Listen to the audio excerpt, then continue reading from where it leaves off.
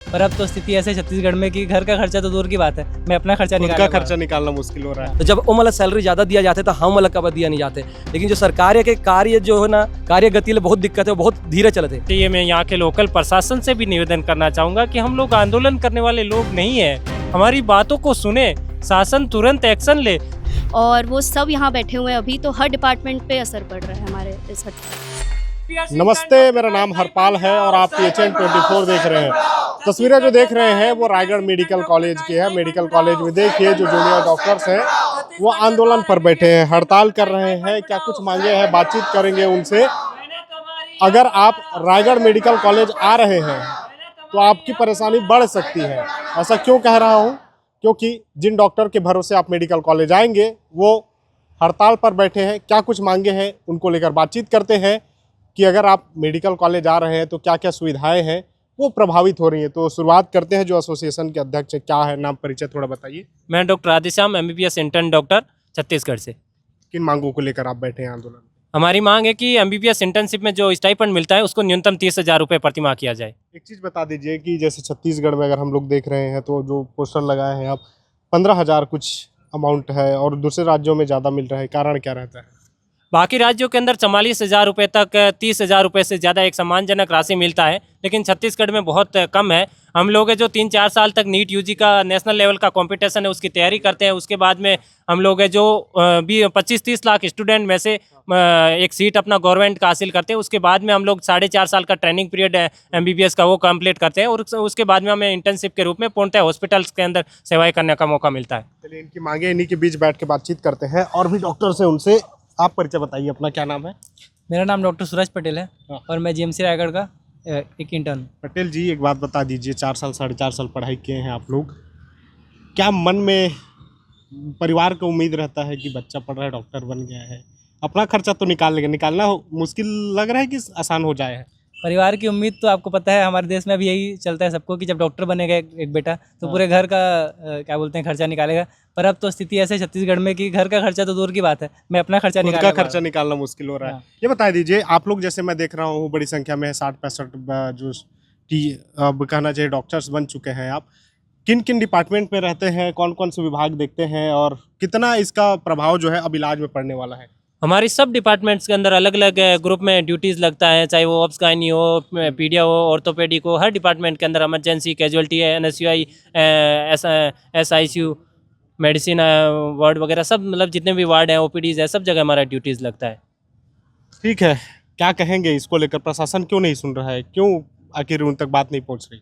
एक communication gap हो रहा है। मैं यहाँ एक गांव से हूँ, मैं छत्तीसगढ़ का ही हूँ। तो मैं कौन गाँव? मैं कारी छापर जो चंद्रपुर है, मैं रायगढ़ से ही हूँ, रायगढ़ जिले से। तो मैं छत्तीसगढ़ी आदमी, छत्तीसगढ़ी में थोड़ा बता दे। हमारे माननीय मंत्री जी हैं, मुख्यमंत्री जी हैं, माननीय मंत्री जी, स्वास्थ्य मंत्री जी, माननीय फाइनेंस मिनिस्टर जी, इनसे हमारा अनुरोध है कि जो हमारा 15,000 छत्तीसगढ़ी में उठाना, जब छत्तीसगढ़ के बेटा छत्तीसगढ़ी में उठाना, हमारा जो तनख्वाह है 15,900 रुपये है, 15,900 रुपये है, जो कि काफ़ी कम है। जबकि उड़ीसा में हम देखते हैं कि वहाँ 44,000 रुपये है। तो हम चाहते सेम हम काम करते हैं, जो मन काम करते हैं हम ओती काम करते हैं। जबकि पढ़ाई करके जोन पेपर ला ओमन निकाल के यहाँ तक पहुँचे ना, हम ओज पेपर ला निकाल के यहाँ तक पहुँचे हैं।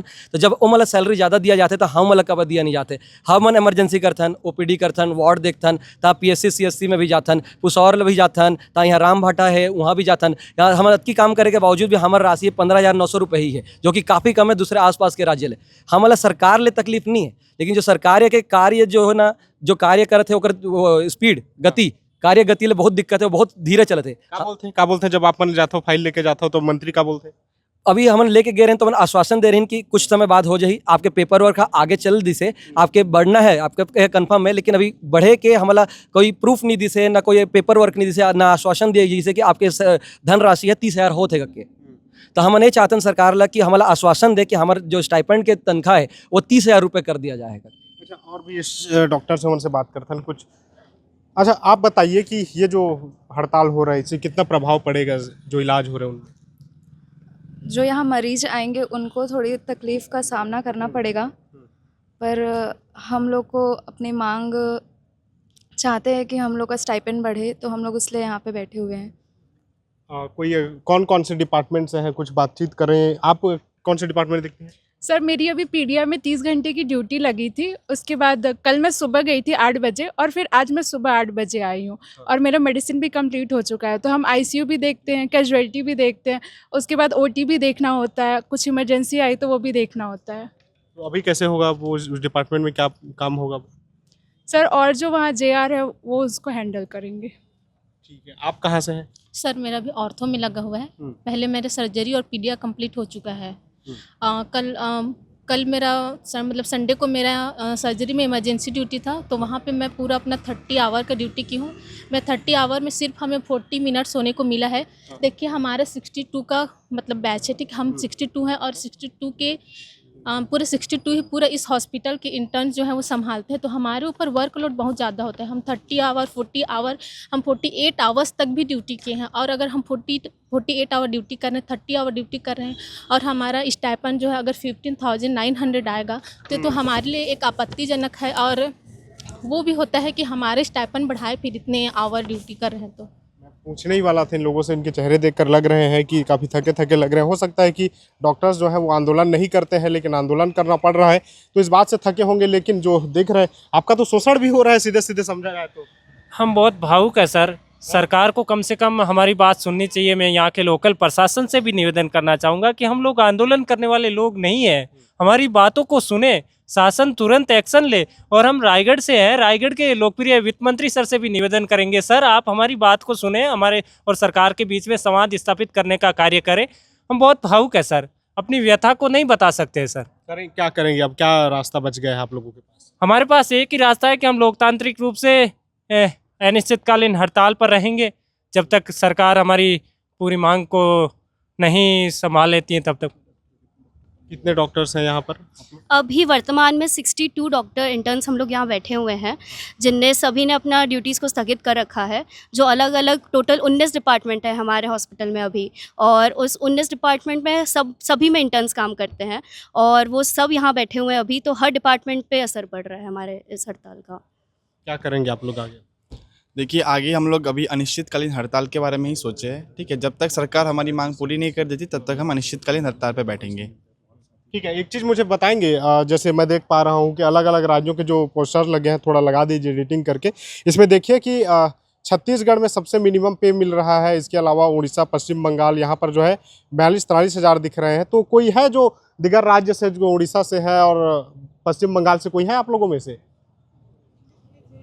आप कहाँ से हैं? आप थोड़ा बता दीजिए, कहाँ से हैं? मैं डॉक्टर हितेश कुंवर, मैं उड़ीसा से का रहने वाला हूँ।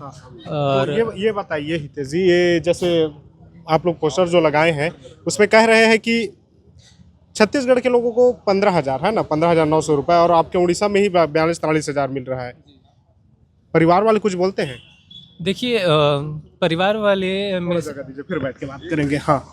हाँ, ये बताइए क्या बोलते हैं? देखिए परिवार वाले इस उम्मीद में रहते हैं कि जब हमारा बेटा डॉक्टर बन रहा है तो वो अच्छी राशि तो एक्सपेक्ट करेगा ही, लेकिन यहाँ पे आके हमारे हाथ में यही रह जाता है कि हम लोग ड्यूटी हर जगह देते हैं, लेकिन ड्यूटी के बाद हमारे जो महीने के आखिरी में हमें जब 15,900 ही दिया जाता है तो उससे हम थोड़ा डिसअपॉइंट हो जाते हैं। और हम इसी डिसअपॉइंटमेंट अच्छा, कोई होगा, एक चीज़ मैं क्रॉस कर रहा हूँ आपको, कि जिनके साथ आप स्कूल में पढ़े, जिनके साथ आप नीट की कोचिंग किए, अब मेडिकल एंट्रेंस हुआ और उसको उड़ीसा में कॉलेज मिल गया और आपको जो है छत्तीसगढ़ में मिला है, तो जो डिफरेंस है दोनों के बीच में, इसको लेकर कभी बातचीत होता है दोस्तों के बीच आपकी? जी, मेरी दोस्तों से बातचीत होती है इस बारे में कि किसी को वेस्ट बंगाल का कॉलेज मिला है, किसी को उड़ीसा का कॉलेज मिला है, कोई दूसरे कॉलेज में भी है। बहुत सारे मेरे दोस्त एम्स में भी पढ़ रहे हैं। तो यहाँ पे डिफरेंस ये आ जाता है कि जब हमने एक ही एग्ज़ाम दे के MBBS में एंटर कर लिया है हमने, और यहाँ पे जब एक ही एग्ज़ाम क्वालिफाई करके हम जब इंटर्नशिप में आए हैं, तो हमारे यहाँ पे वेतन में इतना फ़र्क क्यों है?